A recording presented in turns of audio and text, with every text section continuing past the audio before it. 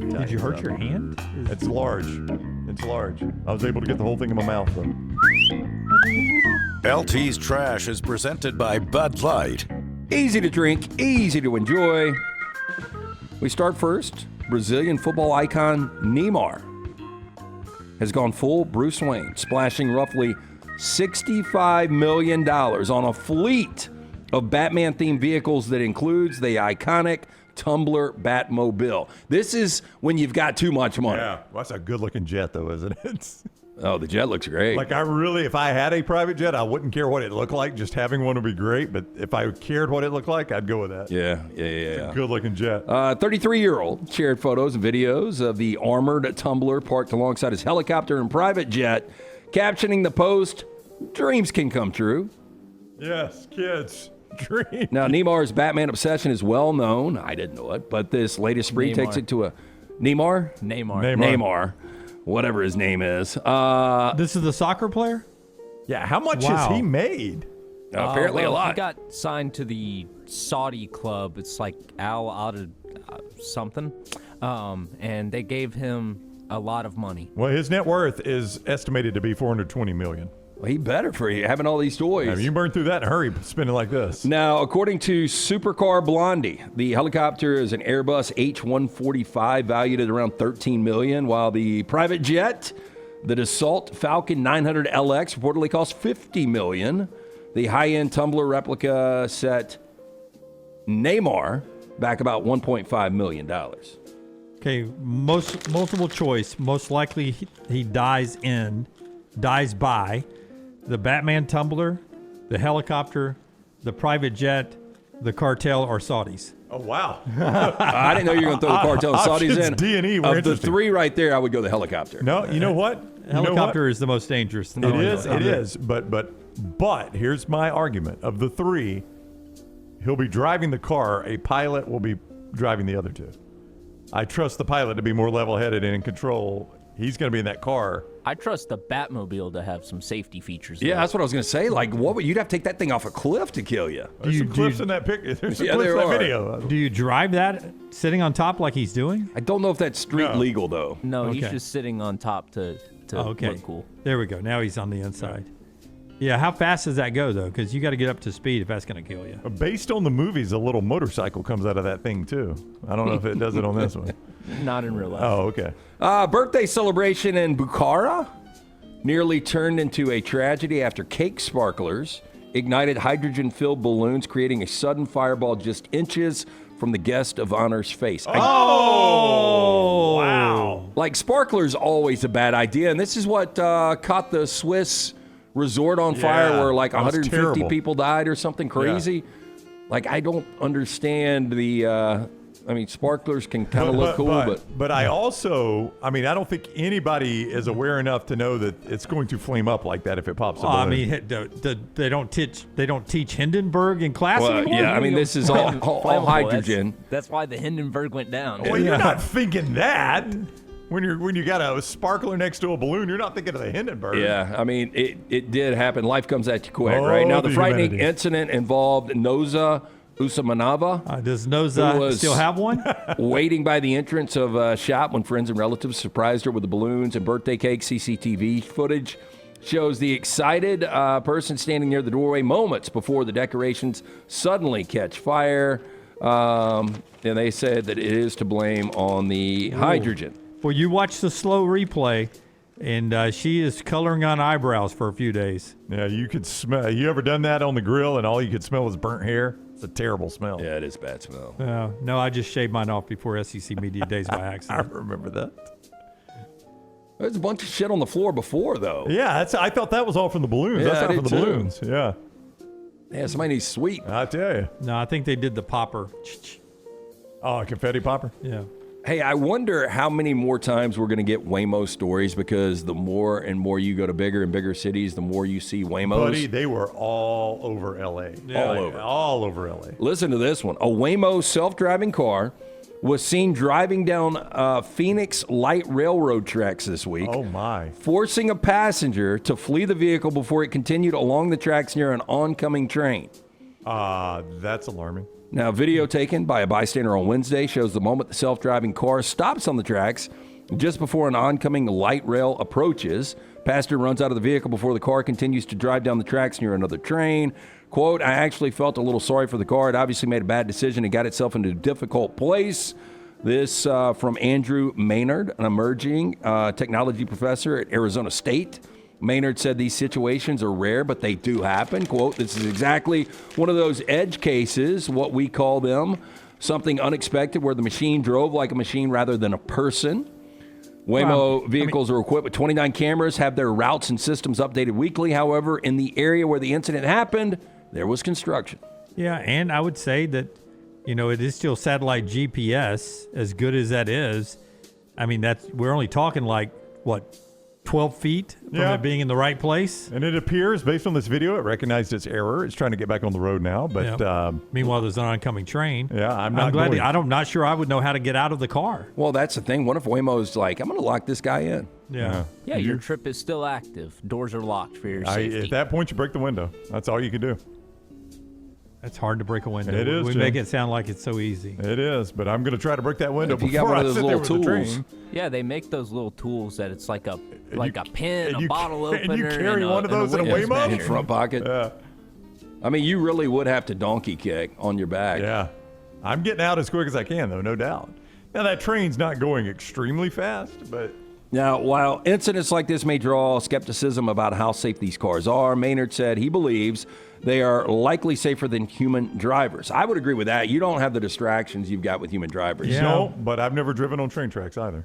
Yeah, but I've seen my phone buffer before, and and Like your phone just overheated doing nothing. Where was I? I was coming back in Atlanta, SEC Media Days. That was this year, right? Yeah. And it turned in front of a speeding car, and we made it. Obviously, I'm here, but I wouldn't have gone, and it made the turn in front of an oncoming green light car. Well, as my decision making, I would have not gone, and it went. I think it's going to be much easier to have a major lawsuit on a Waymo than you would on a regular driver, because you can't really take into account somebody else is going 80 when it turns in and it T-bones you, but the Waymo's the one that's going to get blamed for this. Yeah, but to your point, I have no problem getting in with an Uber, and who knows how good those drivers those people are. Oh, one almost killed me one night. Yeah. I trust the Waymo more than I do random Uber I don't know if you noticed this too. I didn't see a specific Sonora when I was in LA. I saw that. But there is a guy that all he reps is Uber drivers. Yeah, or against Uber or Lyft. Yeah, his whole phone number and website are based around Uber lawsuits. Yeah. 1-800-GET-UBER. Something like that. I mean, yeah, but I was in Nashville one night, and my guy ran a stop sign, and we almost got T-boned, and I'd probably be dead. What'd you say to him? I mean, he was profusely apologizing, but he was texting or whatever he was doing. Well, sometimes they're getting their next fare. Like, it dings, and they're like, do I want this one or whatever? Yeah, but wait till you get to Well, it. I agree with you. I'm just saying that's what happens. That only gives you 10 seconds to accept or decline fares. Well, hey, how about you're on my fare right now? Let's get this one done. I don't know if I ever told you I finally saw the movie you Good gonna Boy. tip extra to cover the time I'm going to miss? No, but I want to get there alive, sir. You know how you don't get that next fare? You get killed. That's right. Risk some drivers got to take. I don't know if I told you I finally saw the movie Good Boy. We talked about the dog actor Indy. Yeah. Now, the dog actor behind the film, Good Boy, has taken home a major acting honor, with Indy the dog winning Best Performance in a Horror or Thriller at the 2026 Astra Film Awards. Now, the award was presented to Indy and his co-stars in L.A. on January 10th.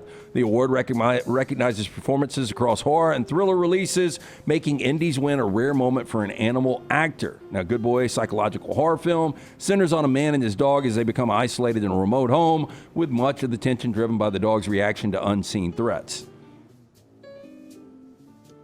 Was it good? It was unique, and the dog was absolutely amazing.